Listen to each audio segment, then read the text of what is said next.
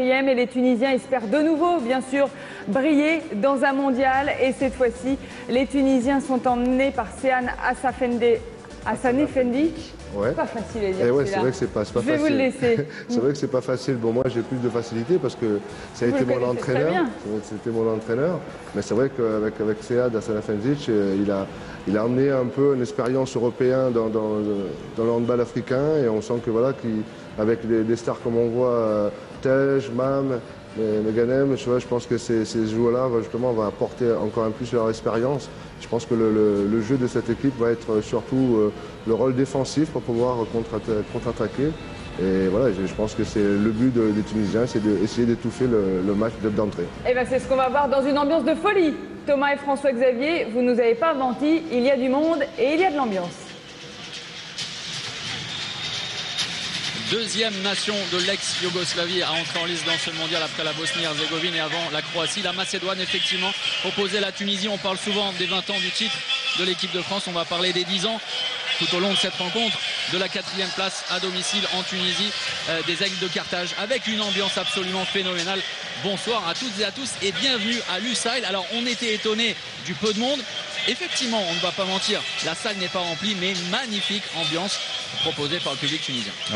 Bonsoir à tout le monde, puisque vous parlez de ce fameux match, la 3-4 en 2005 en Tunisie, je suis obligé de faire un grand hommage à M. Jackson Richardson. C'était son dernier match pour l'équipe de France, c'était un grand moment, un grand match également que la Tunisie avait dominé au départ et que la France était allée chercher vraiment au forceps, comme on dit, la victoire et cette médaille de bronze. On revient aujourd'hui, l'équipe de Tunisie fait envie. On a forcément une affection pour cette équipe. Pourquoi? Puisqu'on connaît très bien les joueurs. Beaucoup évoluent en LNH. Et puis l'entraîneur qu'on connaît forcément bien également, puisqu'il a entraîné plusieurs équipes françaises face à la Macédoine dans une ambiance, mais on s'y attendait un petit peu. Pourquoi? La Macédoine a un très bon public. Ça, on l'avait vu en Serbie en 2012 lors de l'Euro. Et la Tunisie, on aime le handball du côté de la Tunisie.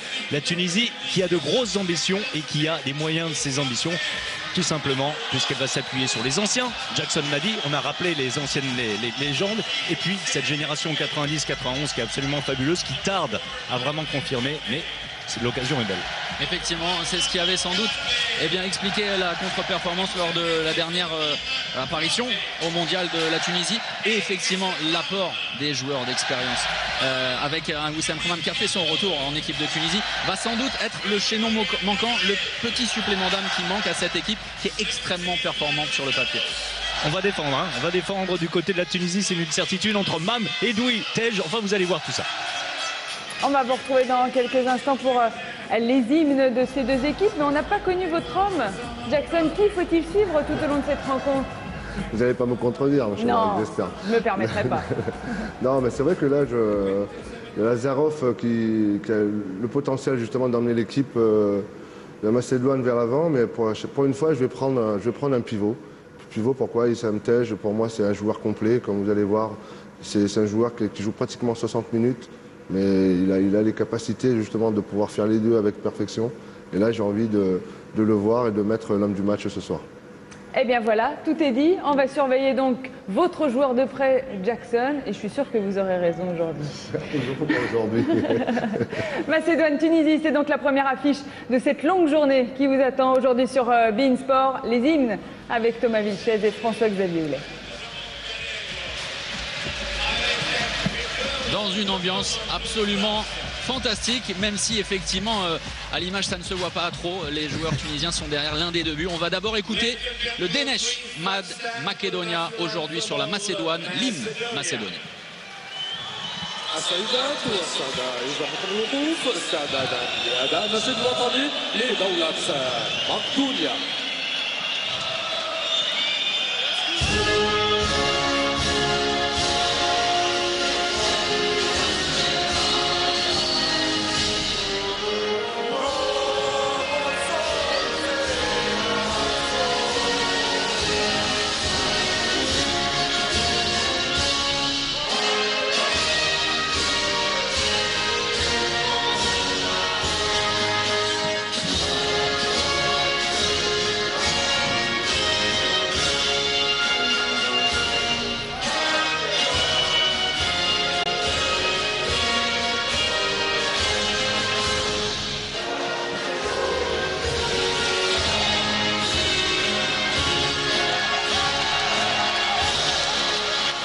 avec près de 200 supporters qui ont fait le déplacement ici au Qatar. L'hymne tunisien Houmat Al-Hima, défenseur de la patrie.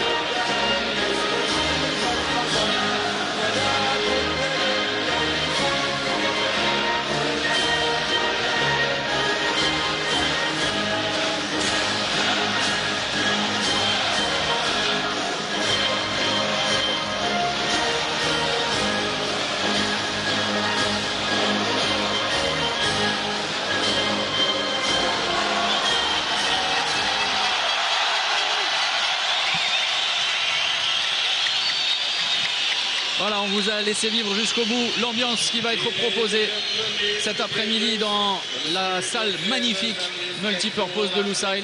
Après la cérémonie d'ouverture, le deuxième match déjà, le troisième puisqu'on a assisté à la victoire de la Bosnie-Herzégovine dans ce même groupe, leader provisoire après un succès convaincant en deuxième période face à l'Iran. La Tunisie important de parfaitement entrer dans cette rencontre parce que évidemment pour les huitièmes de finale on se projette déjà en pensant aux affrontements futurs et il faut de toute façon être le mieux classé possible pour éviter un gros. C'est un match essentiel pour les deux équipes afin de bien se placer, vous l'avez dit, hein, parmi les 4 premiers. On attend de ces deux équipes qu'elles apparaissent. Attention, c'est une poule, alors pas forcément la plus funky comme on dit, mais elle est assez équilibrée, d'où l'importance de ce premier match entre deux équipes dont on sait qu'elles sont capables de jouer un très beau handball avec, on l'a dit en introduction, hein, on voit l'ami personnel de Jackson Richardson à l'image, l'entraîneur de Chambéry, Ivica Obvan. Et alors regardez la composition de l'équipe de Tunisie, vous connaissez quasiment tous les noms et avec deux retours extrêmement importants, celui de Wissem Khmam. On va commencer par celui-là. Oui, puis évidemment, Ekel Mganem, hein, le meneur de jeu de cette équipe, a signalé également le retour d'Ahmed. Ahmed qu'on avait perdu de vue depuis des années, le grand arrière droit gaucher. Eh bien, il a été très bon en préparation. Il a même été souvent préféré par cet homme, le sorcier blanc, Hassan Efendic, à Banour, qui est lui un petit peu plus jeune. Effectivement, troisième expérience pour Sead Hassan Efendic avec la Tunisie qui avait donc mené les Aigles de Carthage jusqu'à une 4e place dans leur mondial il y a une dizaine d'années. Un peu moins parce que c'était à ce moment-là, non pas durant l'hiver. Oui, exact, hein, c'était un autre temps, mais ça a beaucoup changé le handball. Même la formule, maintenant on vous l'a dit, c'est 8e de finale directement, il n'y a pas de tour principal, vous le savez, c'est Hassan Efendic qui a réalisé un très bon travail. Ensuite, eh bien, bon, et pour vous dire la vérité, je l'avais un petit peu piqué, hein, l'équipe nationale, pour le mettre à Gummersbach à l'époque. Et le travail avait été parfaitement continué par Alain Porte. Alain Porte qui est aujourd'hui en charge de l'équipe de France féminine. Vous le savez, eh bien, Sead Hassan Efendic, lorsqu'Alain Porte a quitté la sélection tunisienne, est revenu aux affaires. Le point Gummersbach. Voilà, c'est fait. De l'ancien manager François-Xavier Houlet. Le coup d'envoi donné dans un instant par la Tunisie. Deuxième rencontre en direct sur beIN Sport avant le match de l'équipe de France tout à l'heure à 19h. On aura également un choc énorme entre la Pologne et l'Allemagne. Et puis, puisque vous parlez de l'Allemagne, eh bien les deux arbitres de cette rencontre viennent d'Allemagne. Markus Elbich, Lars Geipel, qui sont bien habitués à ce genre de confrontation. Ce sont des excellents arbitres.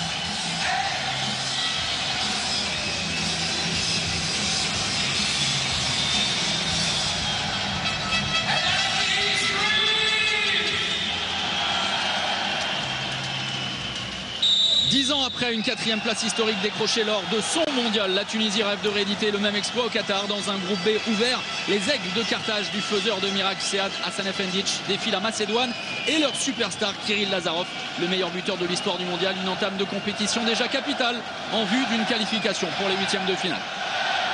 Avec ce mélange dont vous parlez entre les anciens revenus aux affaires et cette génération des joueurs nés en 1990-1991, Bogani, jalouse, ce sont les jeunes avec Ben Salah également. Ben Salah qui prend sa chance, c'est contré. Ça va revenir en possession des Tunisiens et puis Touati, Ahmed et Tej, ce sont les plus anciens avec dans les buts Magalhaes qui débute.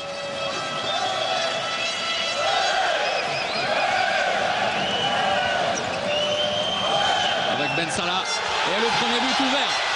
L'ouverture du score dans cette rencontre. Après ce mouvement rapide qui a surpris la défense macédonienne.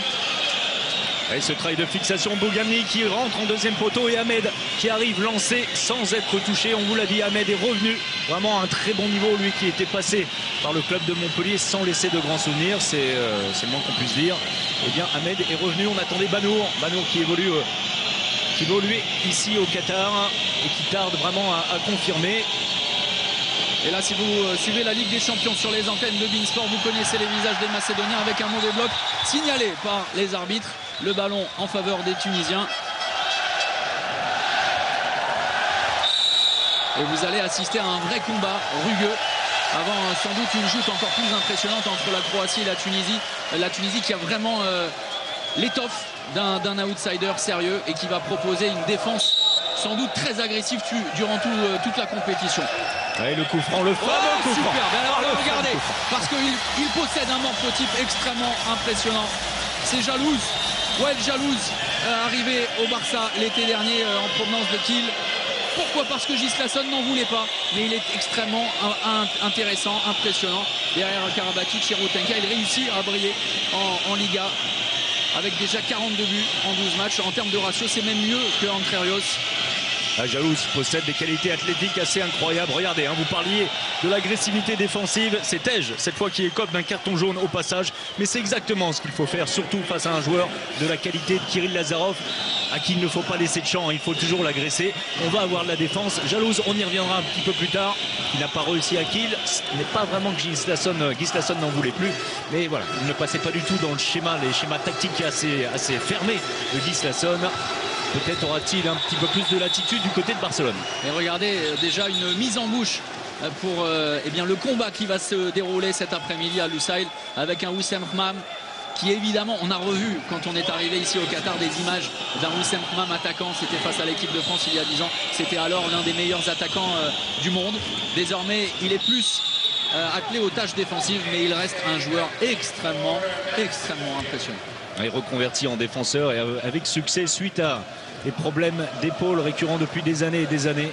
Il a donné pleine satisfaction à Patrice Canet et au club de Montpellier. Maintenant sous les couleurs de Saint-Raphaël, et ce n'est pas un hasard si on retrouve Saint-Raphaël vraiment tout en haut du classement de LNH.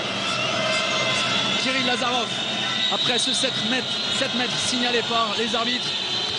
Et la réussite, le premier but inscrit par les Macédoniens par le meilleur buteur de l'histoire du mondial. Kiril Lazarov, la superstar, ce sera sans doute, et ça a sans doute été le discours de Sead Hasanefendic, il va falloir de toute façon trouver une solution en attaque pour museler ce jeu. Et recordman de buts dans une compétition avec 82 buts, c'était en Croatie en 2009. C'est mon statisticien personnel, Marc Lass, qui m'a donné l'information il y a quelques heures. Le mouvement avec Issam Tej. Qui obtient le 7 mètres. Ahmed, et attention. On se consulte, voilà, du côté de la paire arbitrale allemande.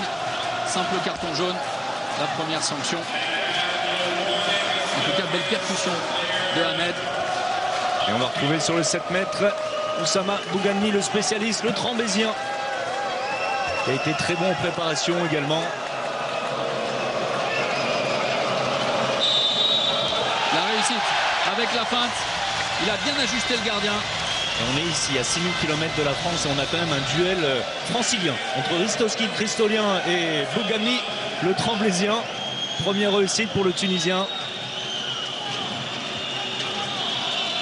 La Tunisie qui a bien démarré, on s'y attendait. Une belle défense, 0-6, suffisamment agressif pour ne pas permettre aux arrières de se lancer. Et 2 minutes pour Wissem. Ouais, c'est effectivement après ce premier contact, Mirkulovski est resté au sol. On a tenté de faire entrer au poste de deuxième pivot Dejan Manaskov, dont on va reparler évidemment, le fils d'une légende du handball, Pepe Manaskov. Pepe Manaskov, et bien on parlait de Créteil, encore une fois, le joueur qui avait évolué. En fait, vous devez placer Gummersbach et Créteil. Oui, je vais vous parler de Sead Hasanefendic, qui était à la fois entraîneur de Créteil et de Gummersbach. Voilà, la boucle est bouclée, c'est parti. Regardez l'agressivité très régulière, néanmoins, de Oussama Boukranmi. Les supériorités numériques, on place 2 pivots. Alors c'est une habitude.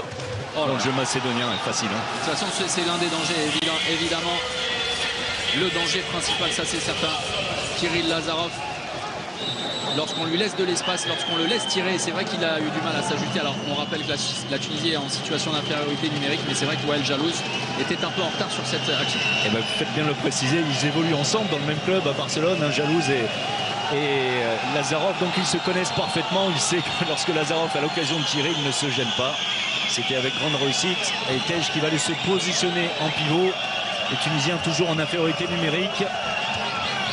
On a du mal face à la défense, on est obligé. Le tir magnifique à l'angle sur la transversale, la contre-attaque rapide et derrière l'égalisation de la Macédoine après 5 minutes 40 de jeu. Et Manaskov d'un côté, on en a parlé surtout de son papa, et Georgeski de l'autre côté, c'est également une arme pour les Macédoniens. Ils vont, ces deux joueurs, très vite. On a un magnifique tir vraiment de Ahmed sans réussite qui ne trouve que la transversale et ensuite ça va très vite. Alors effectivement sur le tir à la hanche, à l'angle, parce que c'était un tir du gauche avec le pied gauche en avant. Et regardez ce qui s'est décroché. On va sans doute le revoir. Alors un tir ultra puissant. Ça peut être dangereux, c'est du métal. Regardez, alors imaginez si ça tombe sur la tête de Ristovski. Alors pourquoi il y a un morceau de métal à cet endroit? C'est pour la première fois dans un championnat du monde on teste. Vous savez, hein, ce problème de tir, le ballon, est-ce qu'il a passé la ligne ou pas? C'est la goal line technologie. Merci, c'est gentil. J'étais en train de chercher, mais je suis beaucoup moins bon que vous en anglais. On a bien vu hier. Alors là, pour le coup, il ne va pas falloir que le but soit litigeux, sinon on sera embêté là. Allez, on retourne au jeu. Superbe, le mouvement l'appelle. Il a l'habitude de faire ça sur tous les terrains de France. Issam Tej pour redonner un avantage à la Tunisie. 4-3 en faveur des Aigles de Carthage. C'est très bien joué de la part de Ben Salah. On n'en a pas encore parlé de ce jeune demi-centre également, qui pour l'instant joue sur le poste à la place de Hakan Nganem, qui trouve parfaitement Tej avec un manque de vigilance dans la défense macédonienne. Mirkulowski qui vient de faire son entrée. Mirkulowski, très bon joueur. Le demi-centre, Métallurgue trouve la solution. Regardez, Kiril Lazarov une nouvelle fois. On avait joué à 2 pivots très rapidement. Et ensuite l'intervalle externe qui s'ouvre pour Mirkulowski. Et c'est vrai qu'avec le retour des cadres, des joueurs d'expérience qui avaient raté le mondial 2013 en Espagne, on a parlé de Wissem Kmam, on a parlé d'Hakan Nganem, sortis de leur retraite internationale. C'est surtout également pour épauler les joueurs moins expérimentés. Parce qu'effectivement, il est pétri de talent, Abdelak Ben Salah, mais parfois il manque de bouteilles. Et c'est notamment le rôle que vont devoir jouer les anciens cadres qui sont à nouveau les cadres de l'équipe de Tunisie. Il manque ces jeunes un petit peu, alors d'humilité dans le sens humilité sportive par rapport au jeu de discipline parfois. On a Ben Salah, on a Jalouz, on a Banour, on a Boumgani, on a Chouirev qu'on verra le Tremblaisien peut-être un peu plus tard. Ce sont des joueurs très forts mais qui n'ont pas encore confirmé tout ce qu'on peut attendre d'eux. Ben Salah, le croisé pour Ahmed, c'est très bien fait. Superbe amplitude, mais derrière Ristovski avait lu le tir croisé. Et Lazarov en première intention, c'est parfait. Lucarne, coin long. Et premier avantage en faveur de la Macédoine dans cette rencontre avec le meilleur buteur du match déjà, Kiril Lazarov. 100% pour lui, vous l'avez vu, 3e but pour Kiril Lazarov. Le duo Ristovski-Lazarov, c'est vraiment la base de cette équipe macédonienne qui avait brillé. C'était lors de l'Euro en Serbie, début 2012. Avec l'entreposte de deuxième pivot de Jaël Touati. Pour offrir une solution, on cafouille un peu, attention, et 2 minutes parce que Issam Tej s'était fait bouger. Et loin du ballon pour Markowski. 3e participation seulement pour la Macédoine depuis 1999, meilleure place. Eh bien 11e en 2009, 14e en 2013, 4e participation effectivement avec celle-ci. C'est vrai que sur le terrain continental également, eh bien la Macédoine n'a jamais brillé. C'est un peu le cas de la République tchèque qu'on verra tout à l'heure face à la France, alors que c'est une équipe qui dispose d'individualités extrêmement performantes en club. Qui était quand même très dépendante longtemps de Kiril Lazarov. Vraiment très performant, mais qui concentre toutes les attentions de la part de l'adversaire, mais également de ses coéquipiers. Et c'est bien fait ça de la part de la Tunisien Bougani. Et il a couvert son premier poteau, il l'a laissé tirer. Il l'a attiré pour ensuite fermer l'angle. Parfaite lecture. Regardez, alors qu'il avait l'opportunité de s'infiltrer dans l'intervalle externe, mais il a préféré effectuer le décalage derrière. Ristovski. Et qui ferme parfaitement le premier poteau. C'est du classique. On couvre le second. On laisse la porte ouverte et on la ferme suffisamment tôt dans un bon timing. Avec Bougadni qui tire un petit peu trop vite. Et première action positive en infériorité numérique pour les Macédoniens avec Lazarov. Dans le secteur intérieur, pas de solution avec une défense très haute, étagée. Et regardez le duel entre les Barcelonais. Pas de cadeau entre Lazarov et Jalouse. En plein dans le buffet pour Kirill Lazarov. Avec un Wael Jalouse qui, on le disait, hein, on parlait de morphotype, qui est assez impressionnant. Il est très athlétique, Jalouse. Qui a beaucoup progressé lors de son passage en Bundesliga, en défense notamment. C'est pour ça que Sead Hasanefendic lui fait confiance dans le secteur central en ce début de partie, associé à l'ancien Wissem Ahmam et Issam Tej de l'autre côté. Lazarov pour rappeler le jeu. Le bloc et le retour au pivot. Derrière, on a trouvé une autre solution. Et un avantage de plus, le plus gros écart en faveur de la Macédoine qui mène 6-4 dans cette rencontre. Et qui joue comme on a l'habitude de le voir avec le Vardar, avec le Métallo. On attend très longtemps, on cherche des solutions à l'intérieur. Lazarov qui joue juste, vraiment ce début de partie très juste. Tantôt au tir qu'à la passe. Allez, on a combiné sur la base arrière avant de trouver le décalage. Et Jalel Touati en échec sur son premier tir de la rencontre. Ristovski qui est en train de faire très mal aux Tunisiens depuis quelques minutes. Et Ivica Obran, l'entraîneur de Chambéry, paraît satisfait de l'entame de rencontre de son équipe. Vraiment, on trouve des solutions côté tunisien, que ce soit pas Bougadni d'un côté, Touati à l'instant. Mais l'anticipation, on vient de le voir de Bougadni. Et la remise en jeu avec Georgievski côté droit qui va proposer une solution. Ouais, dommage, bonne défense de Wissem Ahmam et bien couvert le pivot. Cette tentative de jeu à deux avec Mołdowski. On s'attendait ce duo Mołdowski au centre et Mirkulowski qui est plutôt un demi-centre, mais qu'on utilise sur le poste derrière gauche puisque c'est là que le bas blesse, côté macédonien. Et on a fait entrer également Stoyan Stoilov au poste de pivot qui est servi ici. Que c'est bien fait. Que c'est bien fait. Et 2 minutes pour Issam Tej. Attention, on est dans le dur côté tunisien. Pour un tirage de maillot. Alors regardez, ça se passe là. Oui, alors les deux sont fautifs. On a vu le maillot de Tej quasiment arraché. C'est même presque plutôt l'inverse. Et nouvelle situation d'infériorité numérique à gérer pour les Aigles de Carthage après le but autoritaire de Stoilov.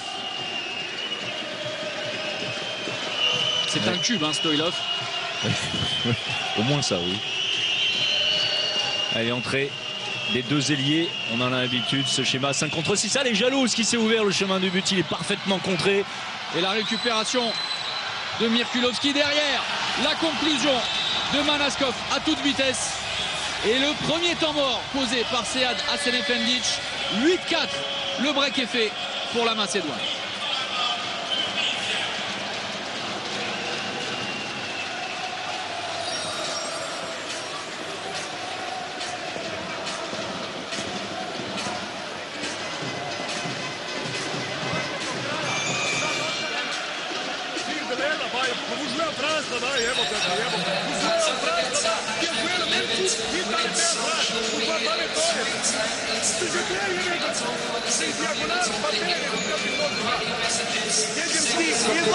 Znači da ne ide proto klope, onako kako oni žele, ali razmišljaj pivo, nema je igra, ajde igra, za kogo?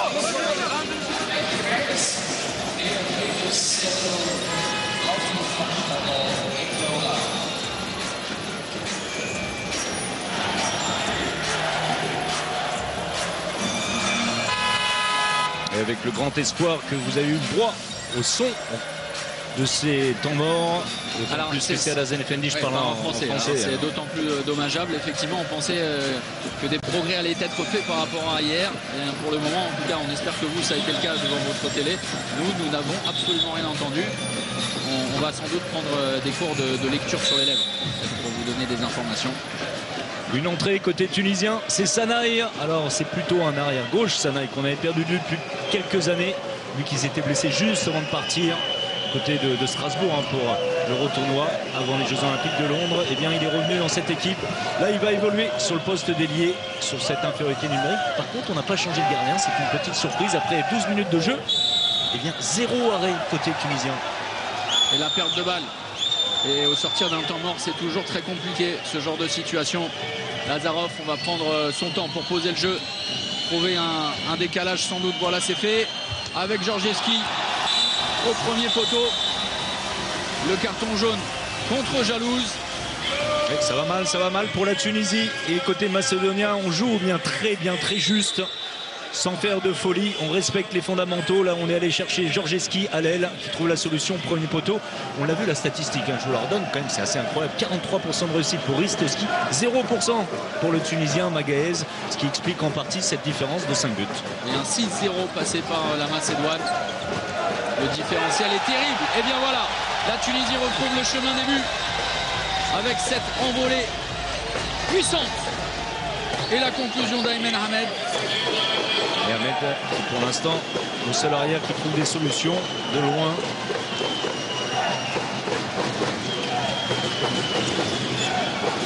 Il est passé, c'est très bien. Superbe rotation et ce qui va provoquer à nouveau 2 minutes. La paire allemande est absolument intransigeante. Avec Wissem Khmam sorti pour 2 minutes et nouvelle situation à gérer pour les Tunisiens. Et l'Allemand est rigoureux, mais l'Allemand est juste sur cette action. Regardez Moljowski qui passe Sanaï et puis Wissem Khmam qui coupe le fromage, comme on dit. Il est largement en zone, ce qui explique le 7 mètres. Et en plus, il utilise ses bras. Cours particulier avec Sead Zenefendi sur le banc, mais surtout 7 mètres pour Lazarov. François-Xavier, attention, 13 minutes simplement. Deuxième exclusion temporaire pour Wissem Khmam.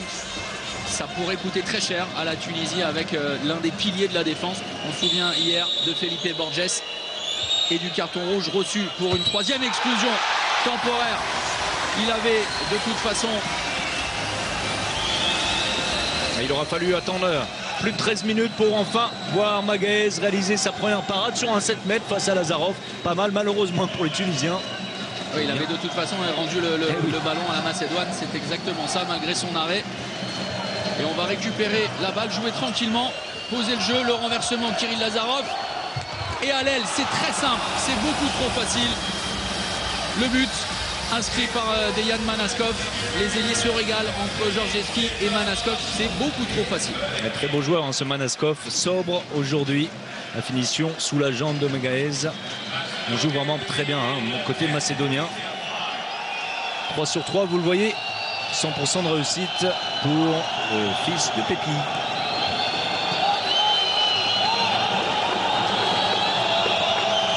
Encore 1 minute à gérer à 5 contre 6. On s'est enfermé, on retourne dans le secteur intérieur. Il n'y a pas de solution avec la défense superbement proposée par la Macédoine. Toiti n'y arrive pas, le passage en force, le ballon rendu. C'est très compliqué en attaque pour la Tunisie en ce début de rencontre. Moljowski qui fait son entrée en jeu, serré par Sanaï. Moljowski qui va aller se positionner sur le poste d'arrière gauche puisque Pribac, l'ancien Nantais Pribac, actuellement au Vardar Skopje, a pris le poste de demi-centre.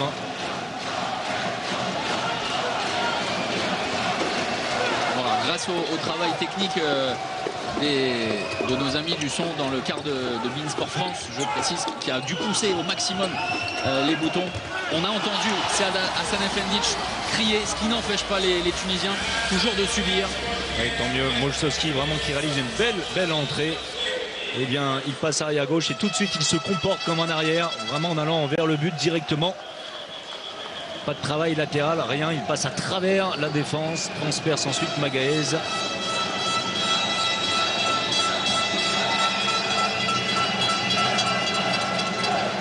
Et Sanaï qui reste sur le poste d'arrière gauche en lieu et place de Jalouse.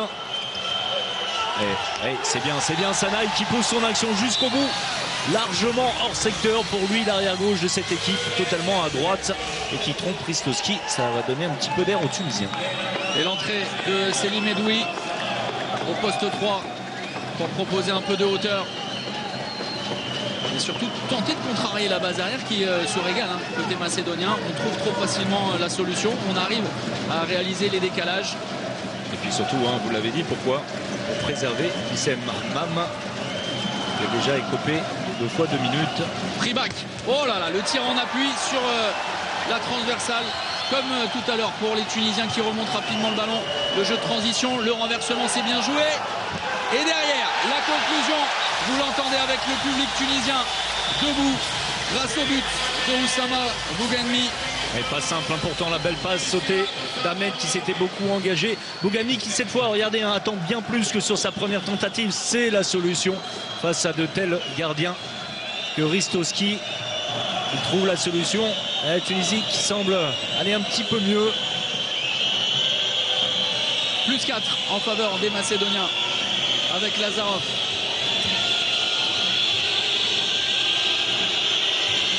Pas de solution pour l'arrière gauche. Oh, le tampon énorme, attention, parce que c'était plein visage et ça risque d'être carton rouge.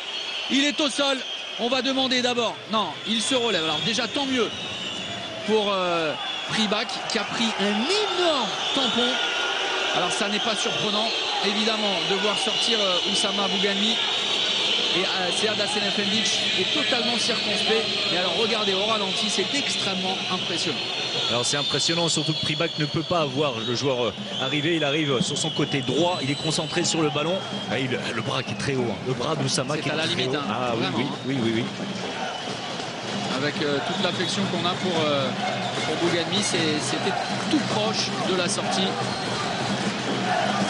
Et déjà la 4e exclusion temporaire pour 2 minutes pour des Tunisiens, alors que nous ne jouons que la 17e minute. On disait que de toute façon les Tunisiens les proposaient un rythme défensif agressif, forcément c'est l'une de leurs forces.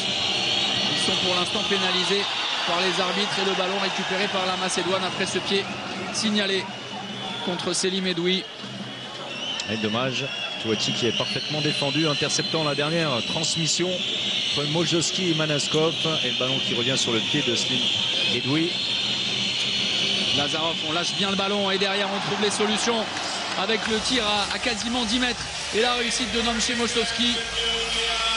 On nous signale sur les réseaux sociaux à travers le hashtag en d'action que la défense tunisienne peine à s'ajuster, peine à flotter notamment sur les mouvements de ballon de la Macédoine. Oui, alors la Tunisie en infériorité numérique en ce moment, et puis ça a été souvent le cas, vous l'avez dit Thomas, dans cette première période, en tout cas dans ces 20 premières minutes. Et surtout, eh bien, c'est dû à l'adversaire qui joue très juste. Hein. Vraiment, on en avait l'habitude parfois avec le Métallourg avant que les problèmes arrivent, les nombreux problèmes économiques. Eh bien, c'est un petit peu ce qu'on voit avec l'équipe nationale. Oh, superbe défense. Ça sera 2 minutes. Hein. Également 2 minutes, c'est logique. Oui. Là aussi, contrasté Jonowski sur cette sortie. Jonowski est défenseur exclusif, on en a l'habitude. Là qui commet l'erreur surtout de s'isoler. Ensuite Ahmed qui joue bien le jeu qui va jusqu'au bout et qui a failli perdre son caleçon dans l'affaire. L'arrêt au stand. Voilà. Pour 2 minutes.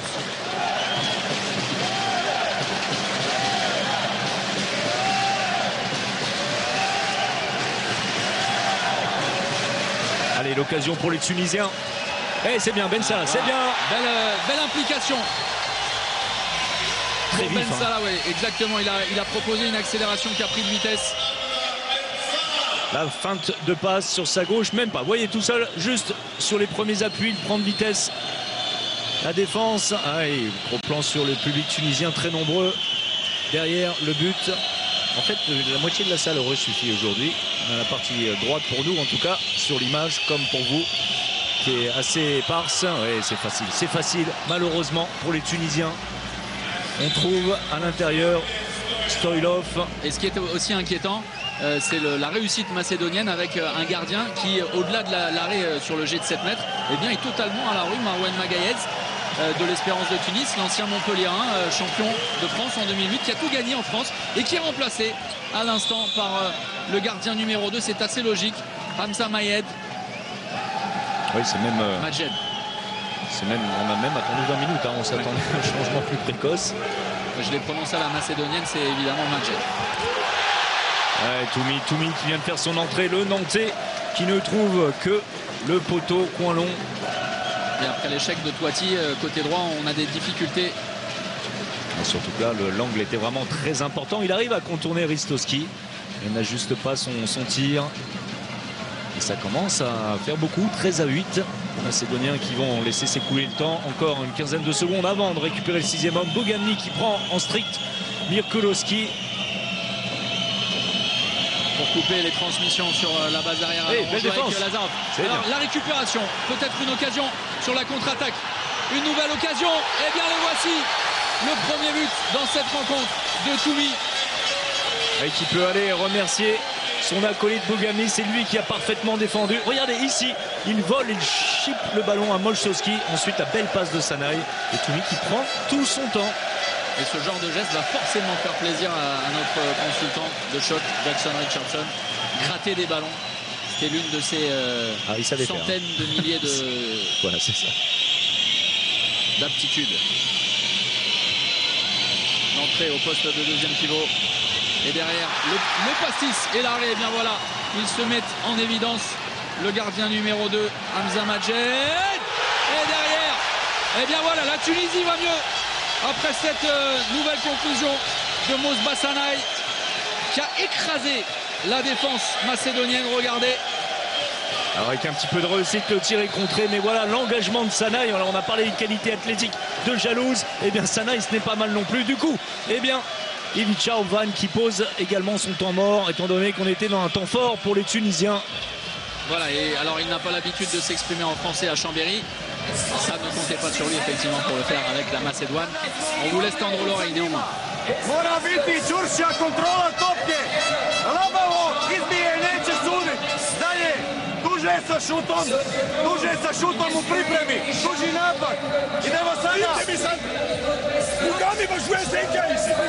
Et demi-centre ici contre toi gauche.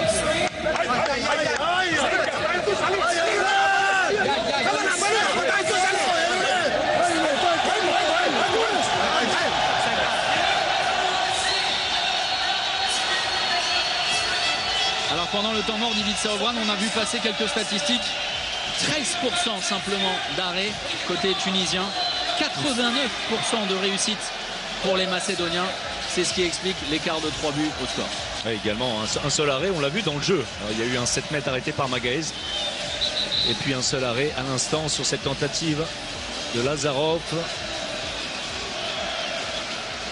Attention, on ne s'était pas vraiment compris. C'est Bogani qui va laisser sa place en défense et Sanaï qui va prendre le rôle, jouer le rôle de défenseur avancé. À 8 minutes 30 de la mi-temps, la remise en jeu pour les Macédoniens. Et écoutez l'ambiance du public tunisien.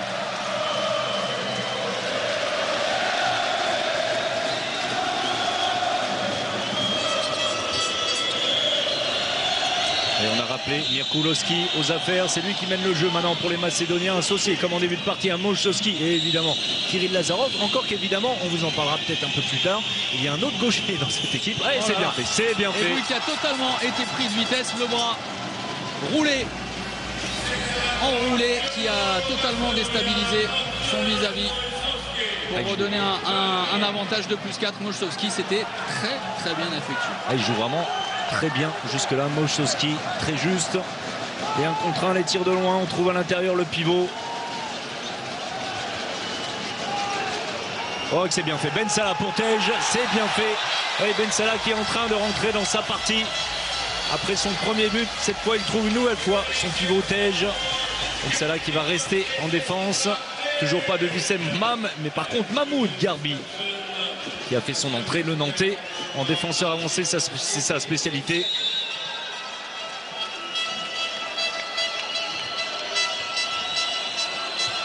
Tej ici à l'image. On vous parlait d'un autre gaucher dans cette équipe de Macédoine et non des moindres. Il aura 40 ans cette année, c'est assez rare. Renato Vugrinec, meilleur arrière-droit de la dernière Ligue des Champions à 39 ans. Respect, quelqu'un qui également a évolué pour une autre sélection. Comme quoi, Voilà, on parlait de naturalisation hier pour certains joueurs du Qatar, effectivement, lui qui est passé par la Slovénie. Renato Vugrinec, le bras est levé, il va falloir déclencher le tir rapidement, sous peine de rendre le ballon aux Tunisiens qui défendent bien. Un 9 mètres simplement, mais le bras va rester levé. Il a été attentif. Hamza Majed.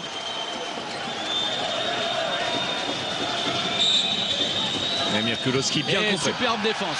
La récupération, la contre-attaque peut-être. Pas de solution. Le jeu de transition dans un deuxième temps. Le service. Regardez, il est en train de jeu. Mahmoud Garbi, il a poussé pour obtenir sans doute un 7 mètres. Non, refusé par les arbitres qui signalent simplement un 9 mètres. Alors refusé par Geipel, mais Helbich qui voulait lui donner un 7 mètres. Priorité à l'arbitre de champ, malheureusement pour les Tunisiens. Il semblait effectivement en zone sur Mahmoud Garbi. On a fait le changement avec le retour d'Issam Tej. Et l'arrêt splendide de Ristovski. Avec le bras droit, il avait été pris à contre-pied. Regardez, le mouvement était très bien initié par les Tunisiens. On avait pris de vitesse. La met un petit peu en déséquilibre. Ristovski bien sur ses appuis. Alors 4 sur 15 pour Ristovski. Ça me paraît dur au niveau statistique. Vous l'avez vu passer, cette statistique, certainement fausse. On a un petit peu plus d'arrêt pour le portier de l'US Créteil. Vous savez que Guillaume Gilles, qui est en train de nous regarder, qu'on salue, évidemment qu'on salue, quelque peu de moi parce que je me suis pris au basket, j'ai dit bras roulés tout à l'heure. Parce que j'adore Karim Abdel-Jabbar. C'est le but de la Tunisie, voilà, pour redonner de l'espoir dans cette première période. Un écart de +2 en faveur de la Macédoine, désormais 14-12.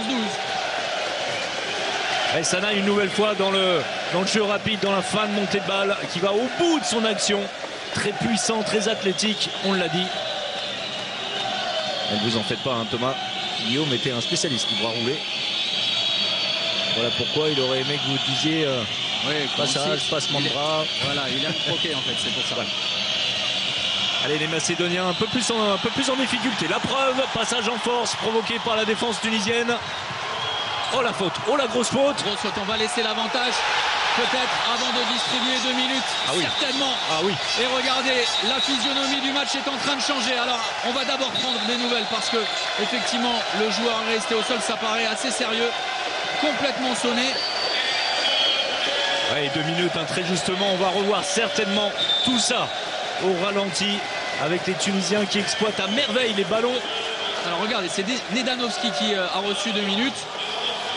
Il a tenté de jouer le passage en force, sauf que derrière, sous l'impact physique, il a totalement plié. Oui, sauf que... Percussion de plein fouet, c'est en retombant peut-être sur le flanc. Oui, on a donné 2 minutes. Non, oui, effectivement, on a donné 2 minutes à Nedanovski, le numéro 24. C'est plus à Mirkulowski, son intervention sur Ben Salah. Il fallait voir une grosse faute. Tej, très efficace, qui remonte ses hommes, mais en ce moment, ce n'est pas un grand besoin puisque les Tunisiens sont bien en place. Regardez, on vous en a parlé de ce public, ces fans, ces supporters tunisiens venus en grand nombre. Alors ils couvrent un petit quart de la salle derrière le but macédonien. Ça va mieux pour Mirkulowski, le Macédonien qui évolue en infériorité numérique. Et ça va mieux surtout également pour la Tunisie. Depuis le temps mort tout à l'heure, alors au sortir du temps mort, les choses ont été compliquées après le temps mort posé par Sead Hasanefendic, mais depuis c'est vrai qu'on a assisté à un retour après un +6 passé par la Macédoine. Aux Tunisiens, les Aigles de Carthage sont là à une longueur en embuscade avec Lazarov dans le trafic qui ne trouve pas de solution avec Moshowski. Le ballon récupéré. Oui, c'est sifflé, c'est sifflé. On défend mieux côté tunisien puisque tout simplement on défend plus haut, on empêche les arrières, les joueurs de la base arrière de s'approcher comme ça avait été le cas en première mi-temps. Alors on est en place, on est toujours sur un système 1-5 avec Garbi devant, mais surtout on arrive à repousser les joueurs macédoniens. Et lorsqu'on arrive à servir le pivot, Stoilov, regardez, il n'est plus à 6 mètres, mais il est à 8-9 mètres comme c'était le cas à l'instant. Stoilov qui a tenté de pousser sur Mahmoud Garbi, superbe Kirill Lazarov en altitude à près de 10 mètres. Quelle facilité chez ce joueur. Ben Salah, c'est très bien fait, malheureusement. L'arrêt de Ristovski derrière, autoritaire. On propose énormément de rythme côté tunisien en remontant rapidement le ballon. Et beaucoup de buts dans cette première période. On s'attendait à un match beaucoup plus fermé, puisque du côté macédonien, eh bien, on a tendance à jouer très longtemps en attaque, à surtout penser à défendre et ensuite donner le ballon à cet homme, Lazarov. Bien arrêté cette tentative de Lazarov par Mayed, plus convaincant malgré tout que Magaïs cette première période. Et Sanaï, c'est ça. On disait qu'il disposait de qualité athlétique hors norme. Sanaï, il a accéléré, pris de vitesse totalement, et il a enrhumé son vis-à-vis. Regardez, pour conclure, quasiment à l'horizontale, avec le bras d'appui au sol. Et la puissance, l'explosivité et puis l'adresse pour terminer cette action. Et derrière, Markowski est à la rue.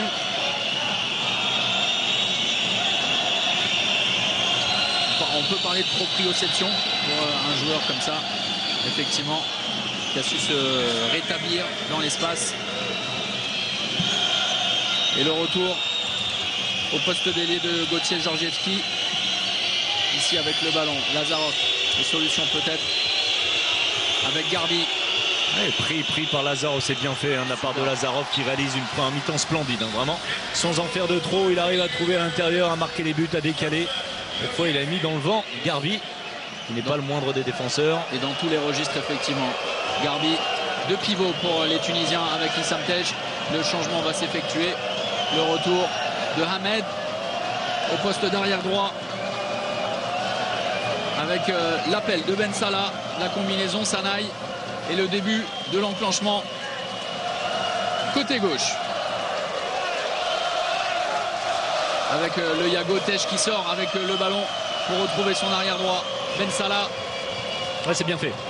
Dommage, le manque de précision sur ce ballon, avec un Bougani qui n'a pas réussi à se saisir de la balle. Lazarov toujours en distributeur. On serre le pivot derrière. Le 180 degrés est magnifique. Et regardez, malgré son gabarit impressionnant, eh bien Stoilov a réussi c'est bien fait, à se retourner à une vitesse fulgurante. Ah voilà, il n'y a aucune chance. Une fois qu'on arrive à servir les 125-130 kilos au bas mot de Stoilov, à 6 mètres comme ça, c'est extrêmement difficile d'ensuite agir sur le pivot. Une fois encore, on avait bien écrasé la défense tunisienne de la part des arrières. Merkulowski très intelligemment qui trouve le pivot. Alors pour tout à l'heure, on s'est étonné de voir Vlado Nedonovski sortir pour 2 minutes, et on nous précise sur les réseaux sociaux via le hashtag en action que effectivement, s'il y a 2 fautes valant 2 minutes d'affilée, eh bien on sanctionne la deuxième. Voilà, c'est assez justement. Donc effectivement, cette petite précision. Voilà, vous n'hésitez pas à travers le hashtag en action pour nous poser vos questions, nous apporter vos précisions, vos étonnements, vos critiques. On est là pour ça, on assure le service après-vente. Et vous voyez, même Guillaume Gilles s'y met, donc n'hésitez pas. Allez, les 20 dernières secondes, Thomas, les Macédoniens en possession du ballon. Bonne défense de Garbi qui essaie de provoquer le passage en force. Lazarov, on va essayer d'aller au bout. Non, ce ne sera pas possible. Il y a un but. Allez, aux Tunisiens de vite engagé pour s'offrir une dernière opportunité. 18-14 en faveur de la Macédoine. Et on va en rester là. Étonnant que les Tunisiens n'aient pas joué au bout cette action. Mais belle domination macédonienne. Superbe première période de Kiril Lazarov en distributeur, en buteur. Il a tout fait aux Tunisiens à la peine lors de cette première demi-heure. Et bien voilà, effectivement, avec un gardien tunisien qui a eu du mal à entrer dans sa rencontre, avec un Kiril Lazarov en maître de cérémonie, et bien la Tunisie est en difficulté. On ne pensait pas que la physionomie du match allait être aussi intéressante sur le plan offensif. François Xavier, on s'est régalé. Oui, on s'est régalé. Beaucoup de buts, 18-14 à la mi-temps, 32 buts dans cette première période. Vous dites bonjour à vos amis? Oui, les messieurs iraniens. Voilà. Je ne vais pas vous parler de Boumersbar, mais c'était le kiné de Boumersbar. Non, voilà, écoutez, vraiment une belle première période. Les Tunisiens qui avaient bien débuté, ne l'oublions pas, et ensuite les Macédoniens qui ont dominé. La possibilité à 10 minutes de la fin de la première période pour les Tunisiens de se rapprocher. Malheureusement, encore un trou d'air sur la fin. Certainement que ça se joue également dans les buts, dans la différence, vous l'avez dit, avec vraiment des gardiens tunisiens à la peine. Et bien voici, Marie et Jackson, une première période très enthousiasmante, décevante, entrée en matière pour la Tunisie qui va tenter de se rattraper lors de cette deuxième demi-heure. La Tunisie qui est pour l'instant menée de 4 buts, 18-14. C'est vrai, Jackson, on s'attendait à une Tunisie bien plus conquérante. Qu'est-ce qui a permis aux Macédoniens de faire la différence dans cette première période? Enfin, moi je dirais qu'ils se sont fait surprendre dans leur propre jeu. Je pense que voilà, les Macédoniens ils ont réussi justement à être un peu plus présents en défense et c'est de faire douter l'attaque tunisienne. Et en fait en attaque ils n'avaient pas forcément il y avait deux solutions sur les ailiers justement ils n'arrivent pas à mettre au fond. C'est ça aussi qui met un peu à l'écart. Et puis les 2 fois 2 minutes qu'ils ont pris, ça les a handicapés un peu. Et je pense que voilà, les Macédoniens ils ont réussi à mettre les balles au fond et surtout d'avoir une continuité de jeu et surtout de réussir au niveau des tirs. Et c'est vrai que les gardiens tunisiens non plus ne sont pas vraiment à la fête pour l'instant, seulement 3 arrêts. Il y a eu un changement de gardien et pour l'instant on ne trouve pas vraiment la solution à ce poste pour la Tunisie. Bah ouais, en fait, effectivement, comme on peut dire aussi, bon, la défense, ils sont battus à chaque fois dans le duel et en fait ils n'aident pas leur gardien. C'est vrai que le gardien aussi n'aide pas leur défense. Je pense que l'un dans l'autre, il faut absolument essayer de regrouper tout ça pour essayer d'avoir cette confiance défensive et avoir l'opportunité de mieux attaquer. Vous connaissez très bien l'entraîneur de la Tunisie. Dans le vestiaire, ça va crier un peu, non? En connaissant un peu Sead, je pense que ça va crier. Mais je pense que voilà, l'intérêt de cette deuxième mi-temps, c'est essayer de retrouver des automatismes. Je pense qu'offensivement, ils arrivaient trop à jouer à l'intérieur et de trouver la solution sur l'extérieur. Et l'extérieur, ils n'arrivent pas à le mettre au fond et c'est ça qui les handicape aujourd'hui. C'est un match enthousiasmant, comme l'a dit Thomas tout à l'heure. Et il y a énormément d'ambiance, bien sûr, pour ce Tunisie-Macédoine comptant pour le groupe B. Je vous rappelle que l'on dispute aujourd'hui la 2e journée du mondial. Je vous rappelle également qu'on attend avec impatience l'équipe de France qui entrera en lice tout à l'heure à 19h. On va aller prendre des nouvelles d'ailleurs des Bleus dans un instant. Ce sera juste après la pause. À tout de suite.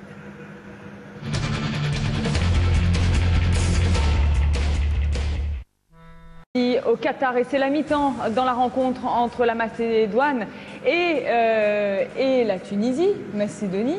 Je suis un peu perdue, excusez-moi, il y a 4 buts d'écart, 18-14 donc en faveur de la Macédonie. C'est la mi-temps un petit peu partout. On va vous donner d'ailleurs les résultats dans quelques instants. Mais Jackson, ce qu'on attend aujourd'hui, on ne va pas se mentir, c'est l'entrée en lice de l'équipe de France. Les Bleus jouent face à la République tchèque tout à l'heure à 19h. Ce sera en direct de Duel. On a pris des nouvelles des Bleus tout à l'heure avec Xavier Hamel. On va aller retrouver Xavier Hamel de nouveau du côté de l'hôtel de l'équipe de France. Les Bleus sont sûrement sur le départ, Xavier.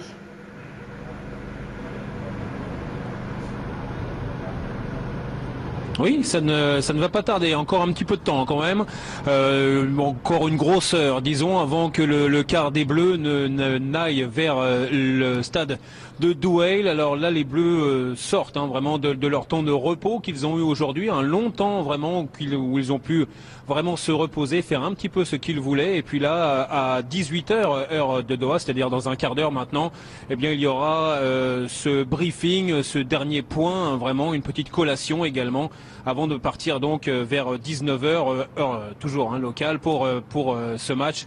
À 21h, les Bleus qui joueront à 15, on le sait. Claude Onesta n'a pas voulu prendre de risques. Daniel Narcisse est toujours blessé, donc toujours blessé au mollet, donc il ne pourra pas jouer. Et puis l'autre absent, ce sera Samuel Onrubia qui ne jouera pas donc cette rencontre face à la République tchèque. On n'a pas voulu du côté de l'équipe de France griller déjà ces jokers. On veut rester encore à 16 joueurs et donc on ne veut pas tout de suite changer l'équipe de France. On veut encore qu'elle soit encore présente et donc on jouera à 15 ce match face à la République tchèque ce soir. Merci Xavier. Départ donc dans 1 heure pour les Bleus. Jackson, est-ce qu'il faut véritablement se méfier de la République tchèque ce soir? Bien sûr, il faut toujours se méfier de toutes les équipes. C'est la République tchèque, on sait que c'est une équipe qui a du potentiel. Et potentiel de créer la surprise et surtout on ne peut pas s'arrêter sur le match de qualif qu'ils ont fait à Chambéry. Et ils ont démontré aussi qu'ils avaient la possibilité justement d'être présents en défense et de faire du beau jeu. Et là l'entame de cette compétition peut être favorable pour la République tchèque et c'est à nous l'équipe de France de rester vigilants, d'être présents en défense, d'entrer pour pouvoir faire douter cette équipe. Daniel Narcisse ne joue pas ce soir, est-ce que vous êtes inquiet pour lui? Est-ce qu'on va vite le voir ou il va falloir être encore un peu patient? Ouais, je vais dire que je vais être inquiet parce que bon, je le connais bien. C'est bien inquiet dans le sens que voilà, ce serait bien qu'il retrouve sa forme. Mais je pense que il fait partie des joueurs qui sont là aujourd'hui, ça prouve qu'il a l'opportunité de réintégrer le groupe. Et c'est vrai que comme on sait avec les joueurs qu'il y a, le ligne d'arrière, ce que ce soit à droite ou à gauche, que Daniel Narcisse peut apporter encore sa valeur sûre dans le jeu offensif. On va aller voir ce qu'il s'est passé sur les autres terrains. Je vous rappelle que la Macédoine mène 18-14 face à la Tunisie. L'Espagne, tenante du titre, faisait son entrée en lice aujourd'hui, cet après-midi. Les Espagnols jouent en ce moment face à la Biélorussie. C'est la mi-temps et l'Espagne démarre fort. 21-17 pour le tenant du titre. L'Espagne est favorite. Elle le monte d'entrée, Jackson. On peut voir, on sait que voilà, l'Espagne a doublement la pression de pouvoir démontrer que c'est la meilleure équipe du monde. Et on va dire aussi, c'est un moyen aussi pour l'équipe de France de se remotiver encore, comme ils sont pas champions du monde. Et ben voilà, en fait, on sait que l'Espagne a du potentiel pour pouvoir battre n'importe quelle équipe. Et après, c'est dans la continuité de l'évolution de championnat du monde qui montreront qu'ils ont les moyens de pouvoir tenir la route tout le long. Une entrée en lice pour l'instant plutôt simple pour les Espagnols face à la Biélorussie qui participe seulement pour la deuxième fois à un mondial. La Slovénie, elle, est un petit peu accrochée par le Chili, en tout cas au niveau du score. 16-14 en faveur de la Slovénie qui avait terminé 4e du dernier mondial. Ça avait été la très bonne surprise du mondial. La Slovénie qui est un outsider dans ce mondial. Le Chili qui est un petit peu le petit poussé mais qui arrive pour l'instant à accrocher les Slovènes. Effectivement, comme on l'avait vu tout à l'heure, les Iraniens, en première mi-temps, ils arrivent justement à surprendre les équipes, à poser des difficultés. Et il faut voir aussi de la continuité de cette rencontre, s'ils vont avoir les capacités de tenir le rythme par rapport à l'expérience des Slovènes. Physiquement, ils vont peut-être un petit peu avoir du mal, c'est ça que vous nous dites? Je ne sais pas, je ne vais pas dire qu'ils ont du mal, mais moi je ne connais pas les Chiliens, ils ont du beau jeu, ça a l'air de marquer 12 buts contre la Slovénie, mais après il faut voir aussi la continuité de physique et surtout l'effectif de jeu, le potentiel de jeu qui pourront tenir ce long du match. C'est également un match du groupe A, ce Slovénie face au Chili. Je vous rappelle que le Qatar s'est imposé hier, c'était face au Brésil, toujours pour le compte du groupe A. On va se retourner maintenant vers Lusail, vers la rencontre qui nous intéresse pour le moment. La Macédoine mène face à la Tunisie 18-14. Thomas, François-Xavier, êtes-vous surpris de voir un tel écart à la mi-temps? Alors, François-Xavier était plus surpris d'entendre que l'Espagne avait encaissé 17 buts lors de la première période. Vous savez que je suis à côté d'un VIP, c'est-à-dire que le président de la fédération allemande de handball, Heiner Brandt, l'ancien sélectionneur mythique avec ses moustaches, tout le monde vient saluer François-Xavier Houlet. Surpris, oui, un petit peu, parce qu'on va reparler effectivement de la stat de Marouane Magaïz, alors qui cristallise un petit peu voilà, les inquiétudes liées à la défense tout entière, qui a eu vraiment du mal face à cette base arrière macédonienne. Voilà, c'est vrai qu'il va falloir régler quelques détails et surtout des ajustements défensifs côté Sead Hasanefendic, sinon ça sera très compliqué de toute façon. Et on a mis en exergue vraiment l'agressivité qu'on allait avoir du côté tunisien. Bien 18 buts encaissés par des Macédoniens dont on sait que ce n'est pas forcément des joueurs très portés sur le jeu rapide, en tout cas en attaque placée, on voyait on truc un petit peu. 18 buts encaissés par les Tunisiens. Oui, voilà, 18 encaissés par les Tunisiens, c'est trop. Alors on l'a dit, les gardiens, c'était pas terrible du tout, hein, il faut bien avouer. 7%, c'est très très faible, et puis une défense qui ne s'est pas ajustée suffisamment rapidement dans cette première période. Voilà, messieurs, dames. Merci, messieurs. Jackson, la Tunisie a les moyens de revenir dans cette partie? Oui, bien sûr, ils ont les moyens. Physiquement, c'est une équipe qui a un jeu très rapide et très tonus. Je pense que l'effet de revenir à la mi-temps, ils vont se faire un peu rentrer dans les branches par Sead. Ça va leur encore faire bousquer et d'essayer d'aller toucher un peu plus, comme on l'a vu en fin de première mi-temps. Ils ont changé leur défense, une défense un peu plus étagée. Ils ont mis en difficulté les arrières et il faut continuer dans ce sens-là et puis avoir la performance des gardiens qui pourra justement aider cette défense pour pouvoir contre-attaquer. Et la Tunisie en plus est poussée par un public venu nombreux la supporter. Macédoine-Tunisie, c'est parti pour la deuxième mi-temps avec Thomas Vilches et François-Xavier Houlet.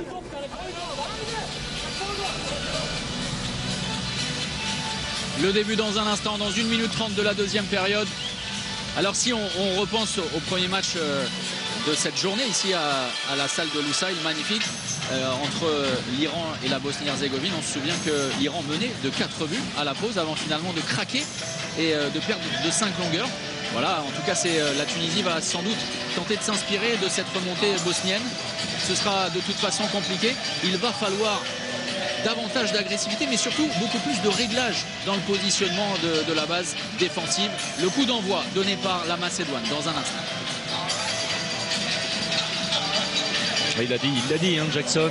Beaucoup plus d'étagement dans la défense, repousser ces attaquants macédoniens qui jouent très juste dans cette première période, vraiment très efficace, que ce soit Moljowski très performant, Mirkulowski toujours dans son style un petit peu truqueur mais parfaitement à l'unisson avec Moljowski, puis Kirill Lazarov, vous voyez qu'il n'a tiré que cette fois en première période, c'est assez rare, hein, c'est un buteur, et bien là il a réussi à donner les ballons à droite, à gauche, à l'intérieur, marquer des buts, très belle première mi-temps, puis on s'appuie toujours sur un pivot très solide, Stoilov, qu'il faut absolument sortir de ces 9 mètres. La solution pour les Tunisiens, c'est sans doute étager cette défense, encore montrer plus d'agressivité et puis mettre dans de meilleures conditions leurs gardiens de but qui, encore une fois, ne sont pas très performants pour l'instant.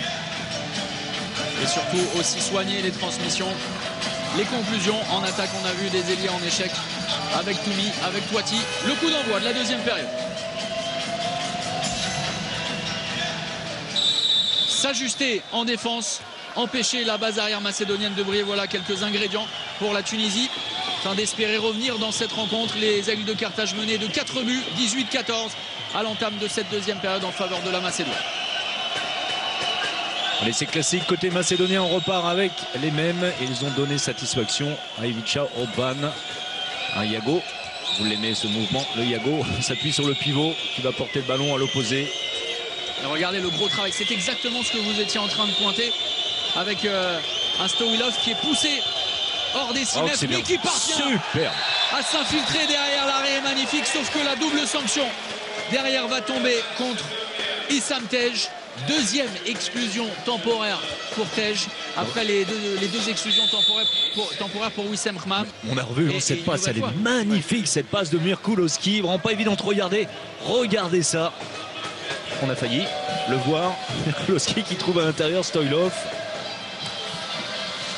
Tej surpris d'être exclu pour la deuxième fois. La première, rappelez-vous, en première période, on n'était pas tout à fait d'accord. On va retrouver Lazarov face à Maguez.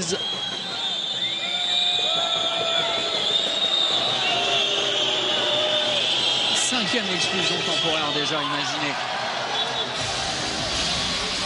10 minutes au total.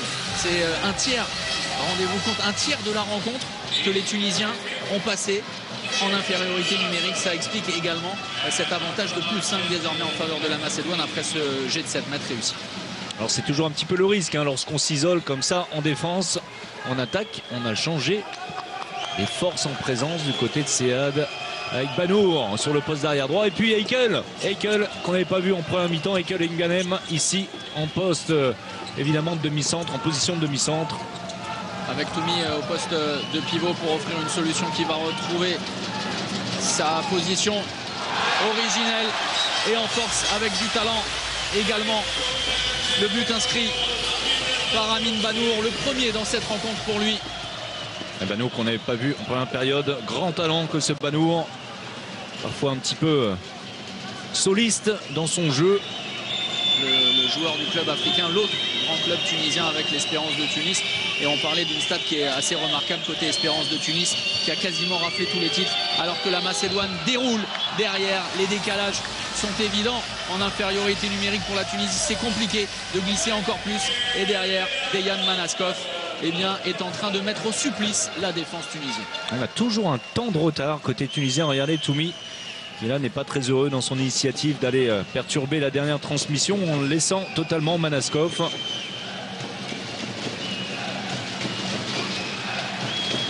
Et Banour, également de cette génération 90-91, parti très tôt ici au Qatar. Et voilà, le problème de Banour, c'est un petit peu ça. Lorsqu'il marque, et bien tout de suite. Voilà, il veut briller à nouveau. Ça, c'est effectivement l'un de ses défauts. Alors que là, on est en situation d'infériorité numérique côté tunisien. D'autant plus qu'il reste quelques instants, quelques secondes. Vous voyez, le 6e tunisien qui revient maintenant sur le terrain. Voilà, sans conséquence malgré tout pour les Tunisiens. On va poser le jeu. Bien voilà, on parlait d'expérience. Vous avez vu dans le geste de Heikel Meganem. On est allé vers l'avant, on n'a pas eu de solution. Alors on a posé le jeu tranquillement pour voir les quelques secondes restantes s'égrener et pour pouvoir tranquillement poser le jeu d'attaque. Voilà, Heikel qui évolue ici au Qatar. Dans le club d'El Jaïch. Un homme d'affaires, Heikel Meganem.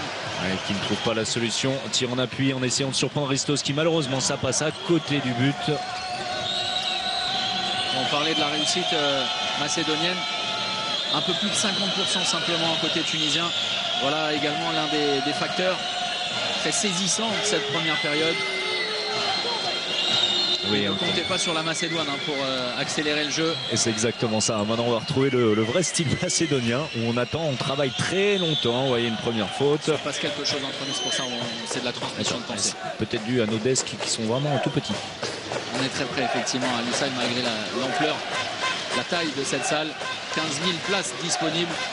Allez, on va estimer à 4 000 personnes. Oui. Voilà. Je viens d'Aix-en-Provence, je suis un peu déçu. Belle solution trouvée. Merkulowski pour Manaskov, l'ailier gauche rentré au poste de pivot qui est bien trouvé par le demi-centre. 5 sur 5. Vous voyez, c'est parfait pour Dejan Manaskov. De l'autre côté, ça va très vite. Garbi qui trouve la solution. Le Nantais, après cette belle passe de décalage de Sanaï. On est un peu circonspect côté tunisien, tout simplement parce que les Macédoniens trouvent les solutions relativement facilement. Un Garbi, le pivot, qui trouve la solution de l'aile gauche. Et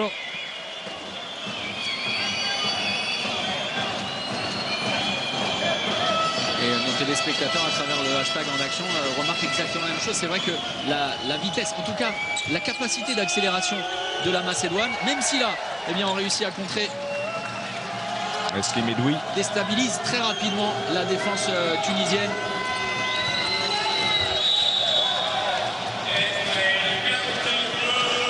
La faute est commise, le ballon sera conservé par les Macédoniens. Mais 7 mètres, pourquoi? Pour un contre en zone.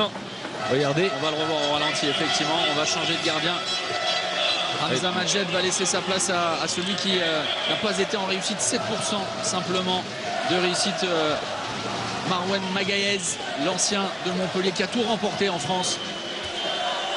Le titre de champion, la Coupe de la Ligue, la Coupe de France, face au grandissime spécialiste mondial Kirill Lazarov, qui, sans aucun problème, réussit à s'ajuster pour offrir le plus gros avantage depuis le début de la rencontre. Plus 6. Oui, très sobre. Lazarov aujourd'hui, très efficace. Et qui, vous le savez, défend que très très rarement, et même dans cette seconde période, alors qu'il est à l'opposé du banc. Et on avoue qu'on est vraiment très surpris de façon un peu négative par le jeu proposé par la Tunisie, dont on attendait beaucoup. Regardez du 7 qui a débuté sur la base arrière. Il n'y a plus personne, il n'y a plus d'Ahmed, il n'y a plus de Ben Salah, il n'y a plus de Jalouse. Un Jalouse qui est... on reste sur notre fin, clairement. Celui qui vraiment nous fait belle impression, surtout sur les fins de montée de balle, c'est Sanaï, qui a été performant dans ce secteur. Et grosse défense de Veljko Markovski. Voilà, on est carrément très statique du côté tunisien. On a deux pivots, effectivement. Bano qui trouve la solution grâce à son bras. Yonoski qui ferme, qui sort avec un temps de retard. Et Bano qui trouve la solution, premier poteau. Et c'est ce que disait Sehan Hasanafendic, le retour pour combler un vide et répondre aux besoins de l'équipe nationale, le retour des vieux notamment, expérience acquise au JO de Londres. C'est vrai qu'on a assisté après les JO de Londres à la fin d'un cycle avec la retraite des cadres aussi comme Anwar Ayed ou Wissem Bousnina. Et pour le moment, on peine à retrouver le niveau qu'on avait aperçu en Tunisie il y a 10 ans. Ouais, c'est bien fait une nouvelle fois, c'est remarquable, vraiment. On est patient, on est en mouvement, on propose des solutions. Et Manaskov, encore une fois à l'intérieur, lui il est gauche. Il propose d'être servi, il l'est parfaitement. On trouve la solution 6 sur 6 pour Manaskov.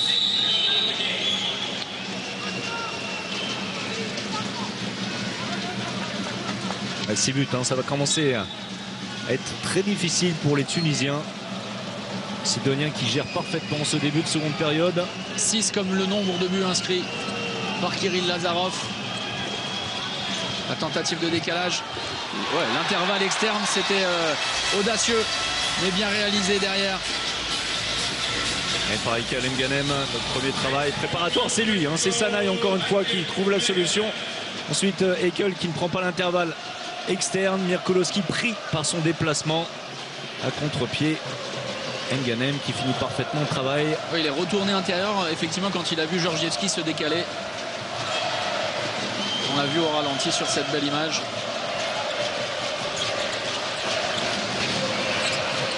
Très belle prise d'Issam Tej.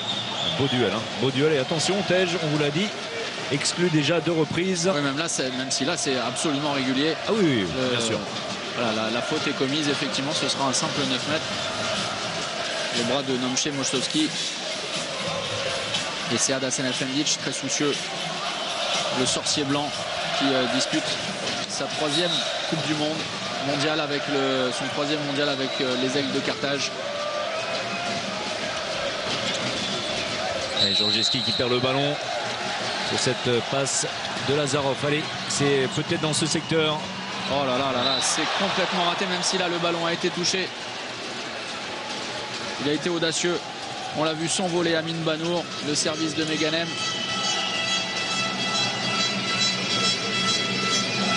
On est très statique hein, en ce moment. Côté tunisien en attaque placée. Il va falloir des munitions. Les munitions viendront de la défense avant tout. Récupérer les ballons et les pousser en montée de balle. Banour pris par la défense macédonienne et par Hasejonovski. La remise en jeu d'Issam Tej avec Meganem. Banour obligé de repasser par le demi-centre. On va calmer et tout 2 ça. minutes voilà, distribué contre celui qui serrait le chien de garde d'Issam Tej, Stoilov.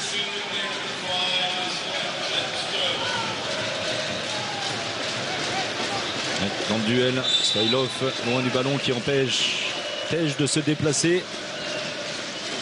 Et c'est équilibré hein, pour les exclusions temporaires. 5 au total pour chaque équipe. Et il faut en profiter, il faut optimiser cette situation de supériorité numérique. Pas comme ça, monsieur Banour, laissons vivre le ballon. Allons jusqu'aux ailes, s'il est possible, même si on a eu du mal à la finition, soit du côté de Toumi ou de Souati. Oh, entre les jambes de Janowski, c'est très bien joué. Il adore ce genre de ballon. Issam Tej, l'un des meilleurs dans ce genre de situation. Regardez, il va d'abord proposer un bloc, déménager son vis-à-vis et derrière le service est très astucieux de la part de Meganem. On est revenu quelques années en arrière entre les deux hommes, les deux anciens Montpellierins. Qui est Issam fort, Tej, 35 ans, Meganem, 37 ans.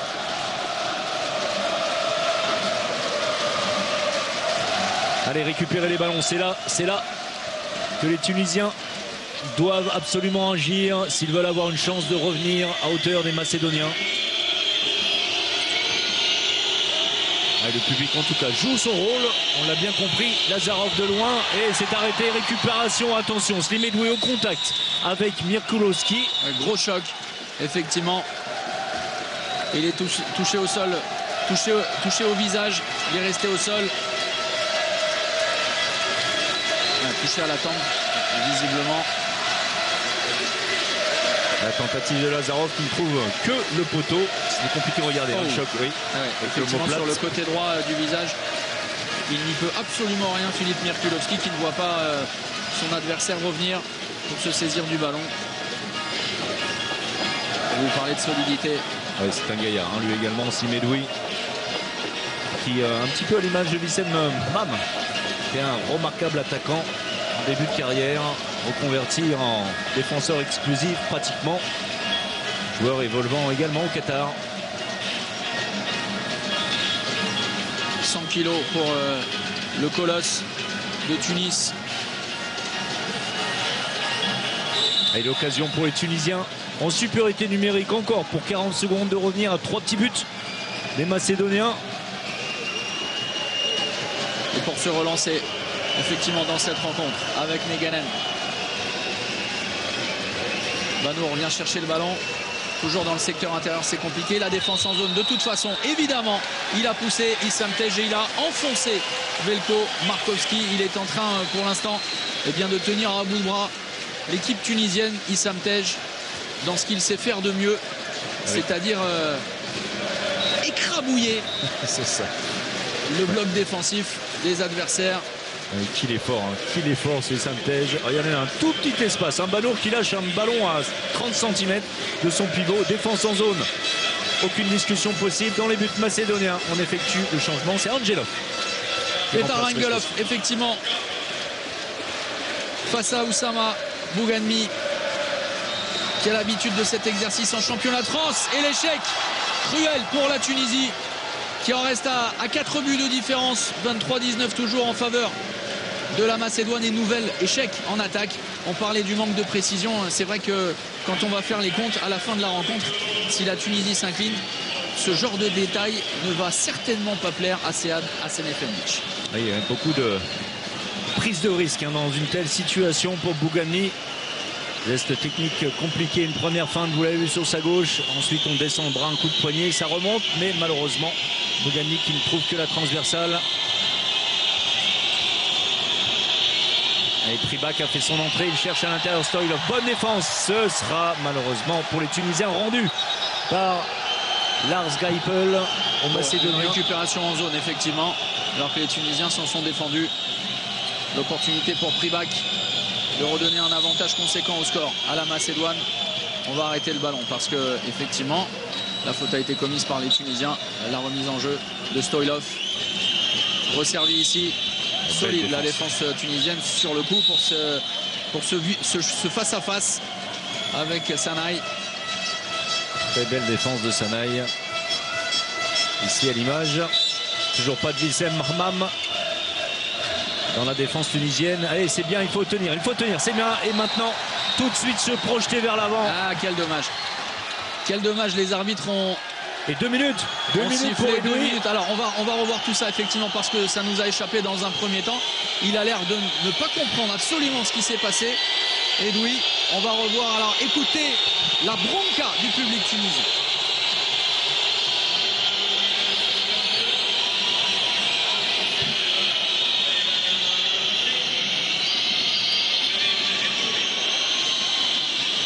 Oh là. C'est très sévère. Oh là. Avec... Alors en étant tout à fait objectif évidemment, c'est extrêmement sévère de la part des arbitres. Alors deux problèmes, pardon, qui Edoui, vous l'avez vu sur le banc, et surtout le ballon qui est rendu aux Macédoniens pour cette faute supposée sur Pribac. Et nous, on a plutôt eu l'impression qu'il y avait un gros cinéma de la part de Pribac. Et là forcément c'est beaucoup plus facile. Là le passage en force de Stoilov avec le bras droit, il a parfaitement joué le coup, Issam Tej. Il demandait même 2 minutes pour un coup de coude. Oui. Bon, bref, voilà. On a rendu le ballon tunisien. Regardez Stoilov servi. Ça se retourne du côté de Stoilov et Issam Tej qui l'accompagne. Il joue super bien le coup, Issam Tej. On va dire ça comme ça. Il est malin de toute façon.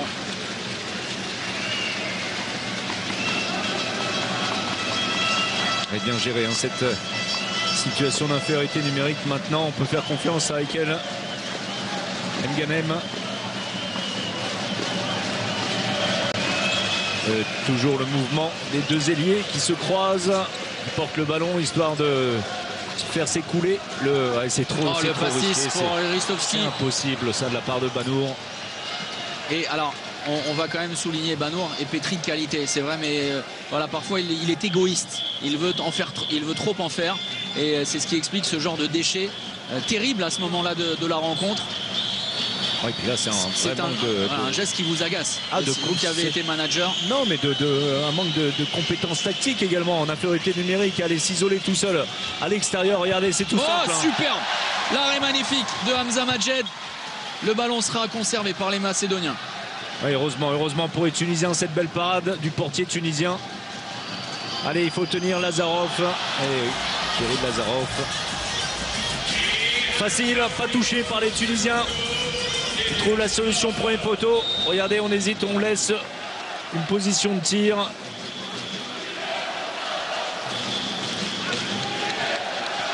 « 7/13 pour Lazarov, le meilleur buteur de cette rencontre.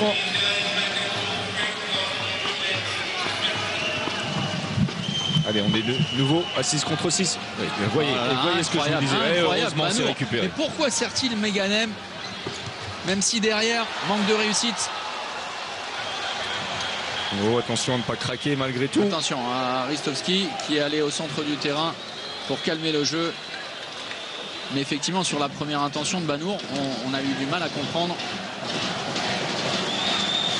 Voilà, on joue à l'envers, côté base arrière tunisienne.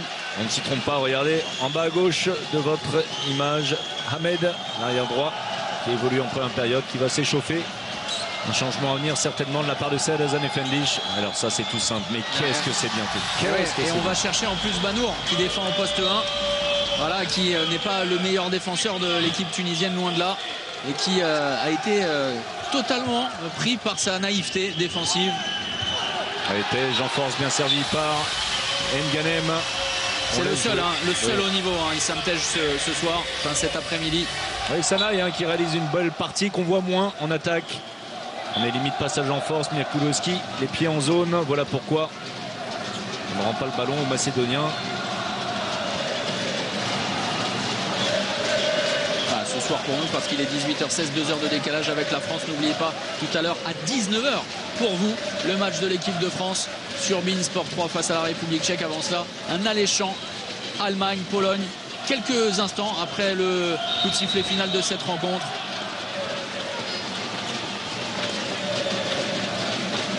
Et cette fois on a été solide du côté de Tej face à Molsowski. C'est pas simple pour Wissam. Et le retour de Mahmoud Garbi qui a l'habitude d'être à ce poste en championnat de France. Regardez. Belle la récupération d'Issam Tej. Mahmoud Garbi, la relance pour Meganem. On va poser le jeu, pas de solution. Sanaï peut-être si tout seul. Et l'arrêt de Ristovski. Le ballon sera rendu parce que sorti en touche. Aux Tunisiens d'en profiter. Regardez là aussi quelques atermoiements. On avait l'occasion de jouer rapidement parce que les Macédoniens avaient voulaient effectuer, avaient des velléités de changement. Et sauf que derrière, ça aussi c'est un manque de concentration flagrant pour les Tunisiens qui vont devoir repartir sur du jeu posé avec Meganem. La sortie de Toumi qui va aller prendre position entre le poste 2 et 3 de l'autre côté. Le pied involontaire, voilà pourquoi on ne sévit pas. Grand défenseur macédonien. Markowski. Allez, Sanaï, le 1 contre 1, c'est bien, il faut pousser. Allez, et le but, superbe but de Sanaï. On vous le disait, on ne l'avait plus vu depuis quelques instants. Et bien là, il s'illustre une première tentative en fin de contre-attaque, arrêté par Ristovski. Regardez, le passage de bras. C'est dit. Dédicace à Guillaume Gilles. Et ensuite, la puissance de Sanaï qui, avec l'aide de la barre, trompe Ristovski. La Tunisie revient à 4 buts. Qui est totalement enrhumé, Veljko Markovski. Les 2 minutes également distribuées contre Markovski. Aux Tunisiens d'en profiter avec cette situation de supériorité numérique et la prise en strict. On vient de le voir sur les images de Nomche Mostovski. L'arrière qui va rester au poste 1 pour peut-être être servi. On retourne dans le secteur intérieur. Attention, les Tunisiens qui là aussi ont commis une énorme erreur. La contre-attaque peut-être une occasion. Non, le jeu de transition va se poser derrière. On lâche bien le ballon. Allez, manque de réussite. Dommage pour les Tunisiens avec cette tentative de Chabala. Là aussi on prend énormément de risques. Attention à Georgieski. Manque de vigilance, ça va aller. Slimedoui qui couvre la défense. Oui, manque de réussite. Le geste technique. Regardez Garbi qui une dernière transmission un peu délicate. Le gros coup lob, le Chabala comme vous voulez. Plutôt le Chabala d'ailleurs. De Bougami qui ne trouve que le premier poteau. Encore une occasion de gâcher Lazarov de loin. C'est bien anticipé. Ouais, superbe, le croisé classique et le tir point long parfaitement lu par le gardien tunisien. On va revenir certainement la faute. Et c'est ce que demande le public tunisien parce qu'il avait été pris sur ce tir rapide. Tout l'engagement d'Eichel.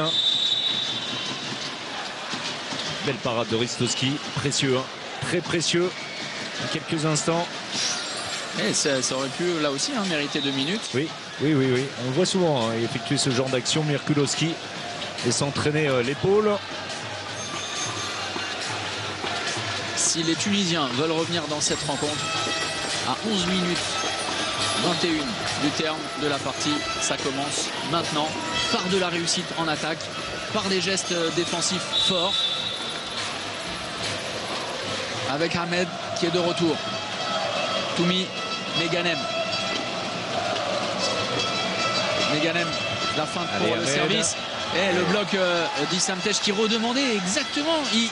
Il lui reproche à son partenaire. Il le reproche à Ahmed qui se connaissent par cœur. Il a proposé le bloc remise, c'est ce qu'il attendait. Il n'a pas été servi. Là aussi, c'est un péché, un peu d'orgueil de la part de la base arrière tunisienne. Et un nouvel échec surtout en attaque. Et un nouvel arrêt de Ristovski, je vous l'ai dit, très précieux. Depuis quelques instants, on a l'impression que les Tunisiens, avec un petit peu d'euphorie, pourraient recoller. Et bien Ristovski arrête ses tentatives avec tout son métier. Cette fois, il avait parfaitement anticipé. Coin long, la tentative d'Ahmed. Le mauvais bloc côté macédonien. Oh là là, passage en force. Mais comment peut-on faire ce genre d'erreur alors que depuis le début de la rencontre, on est à la rue? En attaque, c'est vrai, on perd les ballons, on les distribue mal, on fait surtout les mauvais choix. Voilà, et ne croyez pas que ce sont mes origines tunisiennes qui parlent. Voilà, je reste totalement objectif, mais c'est vrai que c'est quand même agaçant, en tout cas quant au niveau attendu par la Tunisie, de voir ces Aigles de Carthage jouer comme ça. Ouais, changement de défense avec Bougamni très haut en 1-5, alors pas dans le style de la 1-5 avec Garbi, mais avec un joueur Bougamni bien plus avancé et des joueurs à plat derrière à 5. Encore faut-il la être remise, costaud. superbe, exceptionnelle remise. C'était absolument magnifique. Et derrière, eh bien, Philippe Mirkulovski, seul au 6 mètres, a pu tromper tranquillement Hamza Majed pour redonner un avantage de +5 à la Macédoine. Et Lazarov qui n'a pas eu le temps de sortir. Voilà pourquoi il va aller très très haut sur Sanaï. Pratiquement une prise en individuel. Allez, Eichel, c'est bien fait. Malheureusement, c'est bien rattrapé également de la part de Markowski. On ne panique pas du tout, côté macédonien. Continue à réciter son jeu. Il est très juste en attaque. Il est solide en défense. Et pourtant, ce n'est pas faute de se rendre disponible côté Issam Tej. Regardez, on hésite, le bras est levé, on n'a pas de solution. On est obligé de faire ce genre de choses. Attention, le ballon est sorti, la récupération, le ballon rendu. Oui. Alors étonnant, parce que Ristovski semblait être sorti de sa zone avec le ballon. Il avait sorti le ballon de sa zone, il ne l'avait pas vraiment contrôlé. Il avait lâché, effectivement. On avait l'impression que Garbi avait légalement récupéré le ballon.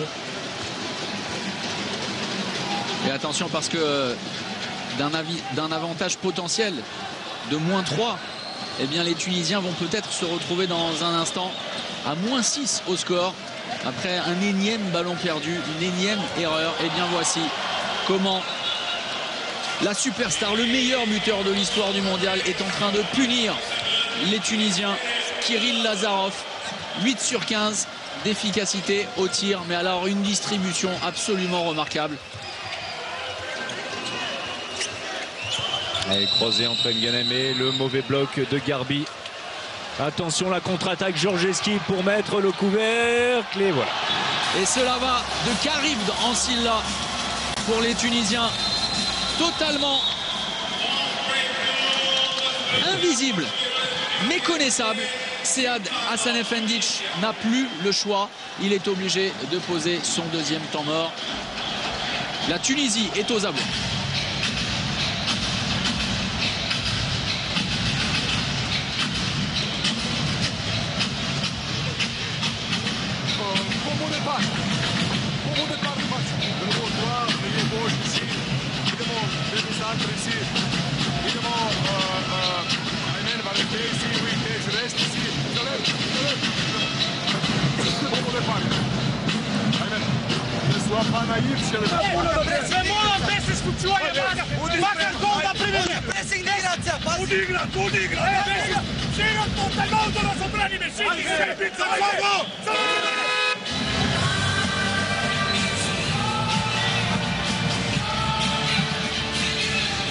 +7 en faveur de la Macédoine. Notre chef d'édition Marc Lass, au bord de la corniche à Doha, avait tout vu. Il sentait que les Macédoniens étaient prêts à réaliser un gros coup. Pourquoi croyez-vous que je l'ai engagé en statisticien personnel? Et ça sent très très bien parti pour les Macédoniens, +7. Et surtout, on a pris, comme on dit, un coup sur la carafe côté tunisien. On va relancer Jalouse avec Ben Salah. Ahmed est conservé. C'est vrai que Banou, on n'a pas été très convaincant. Boungamni retrouve son poste d'ailier gauche. Ben Salah de loin, non, toujours pas.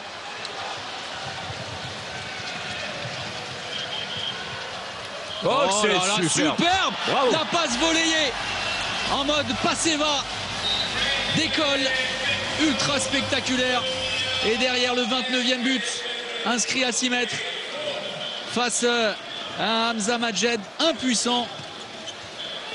Un Paseva incroyable, hein, avec Manaskov servi à l'intérieur qui arrive avec un tout petit coup de poignet à remettre. Mirkulowski. C'est vraiment une leçon pour l'instant de réalisme proposé par les Macédoniens qui ont joué très juste jusque-là en attaque, très juste. Regardez hein, ce Paseva. Alors 1-2 pour les spécialistes d'autres ballons, un petit peu plus gros. Et l'entrée en deuxième pivot de Touati qu'on n'avait plus vu depuis un certain temps.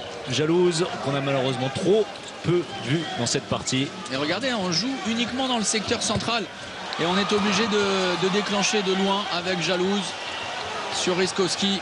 À noter également la superbe partie du gardien de Créteil. Oui, Ristkowski, pas toujours très régulier. Quelqu'un qui est... Plus il y a de monde, plus il y a de télé, meilleur il est. C'est souvent comme ça. Voilà, ça fait partie du personnage. En tout cas, lorsqu'il est bien présent comme aujourd'hui, il fait souvent la différence. Bien aidé par une bonne défense compacte des Macédoniens. L'un des 48 joueurs évoluant dans le championnat de France, Ristkowski. C'est la stat que nous a délivré sur Twitter via le hashtag en action Mathias Barbera, qui nous regarde aussi, le directeur de la communication de la Ligue nationale de handball. On salue. 24e champion du monde, 24 équipes, 24 plus 24, le continent. Merci Bertrand Renard. Le face-à-face entre Kirill Lazarov et Hamza Majed peut aider dans cette rencontre par sa défense. C'est vrai qu'on a souligné en début de rencontre le manque de performance, d'autorité de Marwan Magaez. Alors c'est vrai que effectivement il n'a pas été en verve, sauf que effectivement aussi il n'a pas été aidé par sa défense. Non du tout, hein. Vraiment on s'attendait à bien plus de la part des Tunisiens dans le secteur défensif. Allez, Jalouse, ce sera 2 minutes. Ce sera 2 minutes, un petit peu de maladresse pour Markowski. Joueur très solide, ce Markowski. Et supériorité numérique pour les Tunisiens. Ouais, on n'y croit plus, bien évidemment. 5 minutes, un petit peu plus de 5 minutes de jeu encore. Et 9 buts d'avance. Et Ristkowski qui continue. Et imbattable au Ristkowski en ce moment.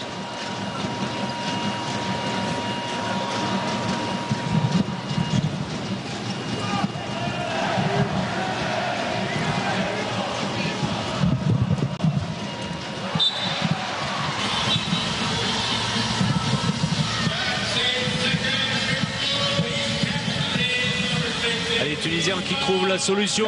Voilà, des petits soucis de son. On espère que ça n'a pas été le cas devant la télé en France.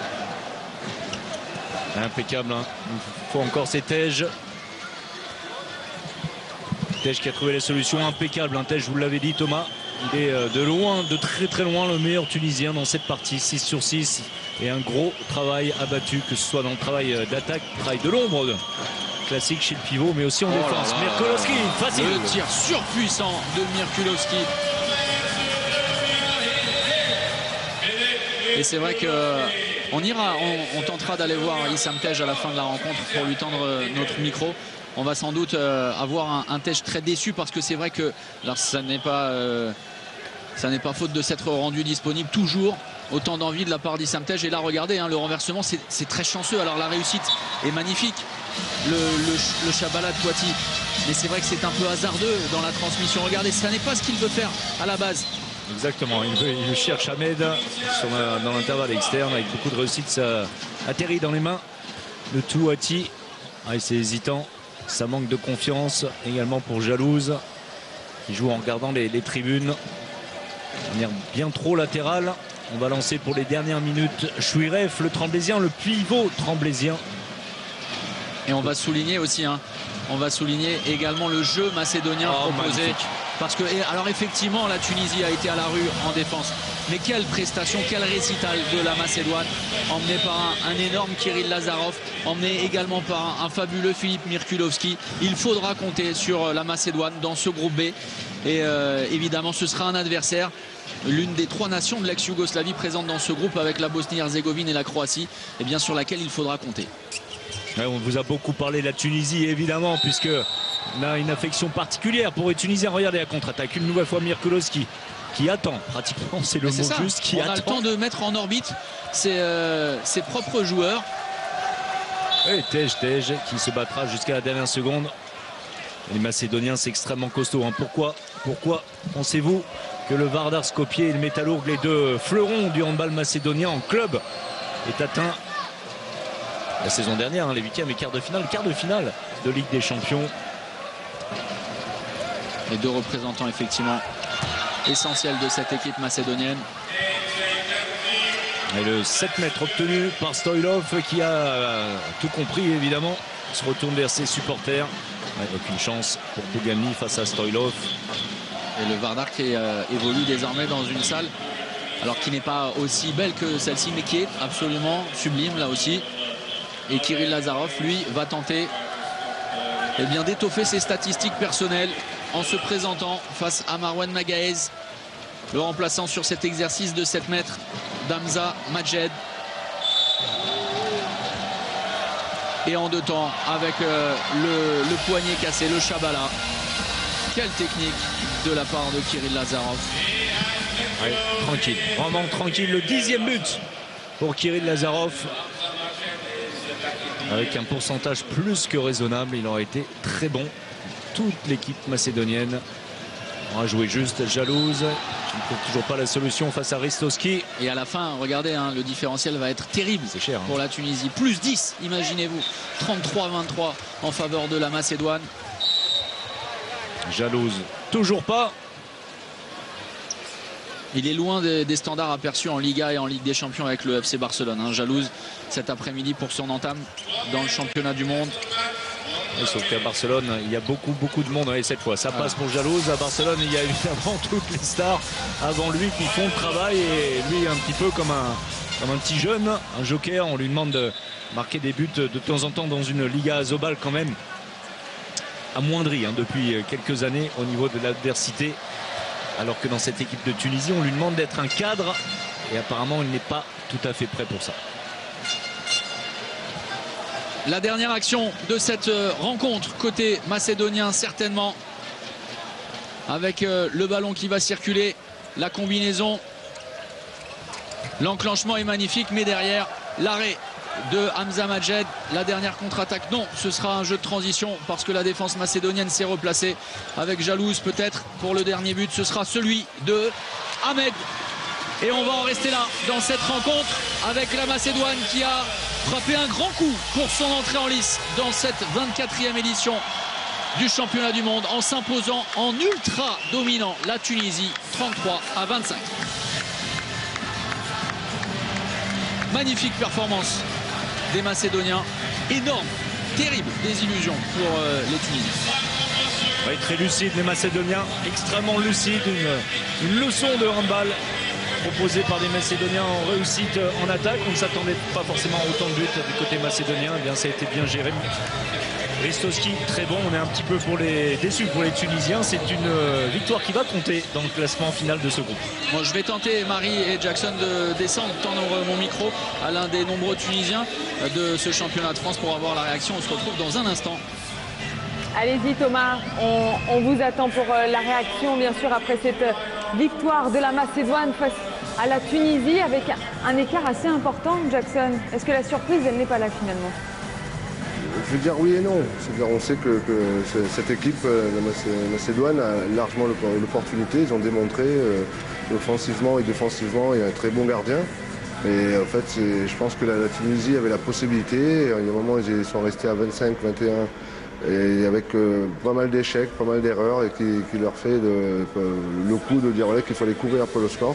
Et je pense que dans la lucidité, ils ont joué un peu un handball un peu farfelu, qu'ils n'ont pas réussi justement à maintenir le score et essayer de remonter tout ça. Ils ne sont pas encore rentrés totalement dans leur compétition. Les Tunisiens qui s'inclinent donc ce soir face à la Macédoine et non pas la Macédonie, bien sûr. Vous m'aviez corrigé tout à l'heure, François-Xavier. On a quand même vu une très belle équipe de Macédoine. On va revenir avec vous sur ce joli succès, 33 à 25, 8 buts d'écart tout de même pour la Macédoine, emmené par un très bon Lazarov, auteur de 10 buts. C'est lui le meilleur buteur de l'histoire d'un mondial. Il avait mis 92 buts en 2009, c'est ça, vrai, Jackson, et il est encore là. Il est encore là, mais après, si vous regardez que 10 buts, mais il faut regarder le nombre de pourcentages qu'il a eu. C'est-à-dire après, on peut tirer 20 fois, et si on marque que 8, alors c'est quoi la différence? Pour moi, je regarde plus les pourcentages qui fait voilà, que le joueur qui peut être différent. Pour moi, je reste sur ma prestation sur le Samtej qui a été vraiment, enfin qui était bien, mais défensivement était présent. Le Tunisien, c'était votre homme du match. Voilà. Malheureusement, il a perdu ce soir, Jackson. On m'a demandé l'homme du match, on m'a demandé quelle équipe qui allait gagner. C'est vrai. Vous ne pouvez pas tout faire non plus ici, c'est ça? Exactement. Il y avait d'autres matchs qui se disputaient dans le même temps. Je vous rappelle que dans le groupe B, la Bosnie s'est imposée face à l'Iran 30 à 25. Et dans les autres matchs, toujours de l'après-midi, les Espagnols font la fête. L'Espagne s'est imposée face à la Biélorussie 38 à 33. Ça n'a pas été simple finalement pour les Espagnols qui menaient 21-17 à la mi-temps et les Biélorusses sont revenus 31 à 31. Petit but et finalement les Espagnols ont réussi à creuser l'écart et dans l'autre match la Slovénie s'est finalement détachée face au Chili. On en parlait tout à l'heure, 36 à 23 c'est le score final et c'est très logique, Jackson. On va dire c'est très logique parce que bon, on sait que les Slovènes ils ont quand même un style de jeu très solide et de très bons buteurs. Et là, je pense que voilà, la différence, ça s'est fait sur la fin de match, comme on a vu tout à l'heure sur le premier match de l'Iran. Voilà, donc les premiers matchs de cette deuxième journée sont terminés. On va enchaîner, nous, maintenant, avec un sulfureux Pologne-Allemagne dans quelques instants. On va se retrouver tous ensemble pour faire le point également sur l'équipe de France qui joue tout à l'heure à 19 h. Ce sera juste après la pause. À tout de suite.